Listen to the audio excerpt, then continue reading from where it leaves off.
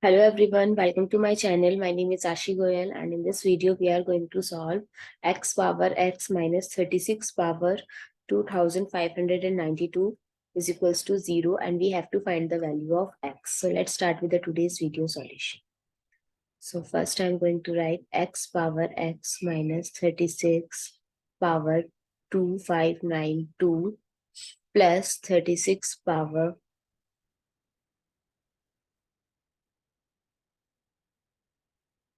2592 to both sides.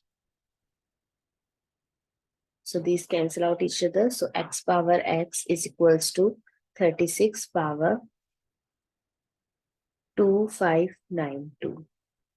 So x power x is equals to 36. If I'll take 2 as common from the power, so it becomes 1296.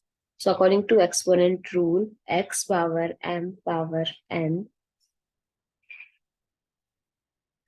we can write it as x power mn. So we can write x power x is equals to 36 square is 1296 power 1296.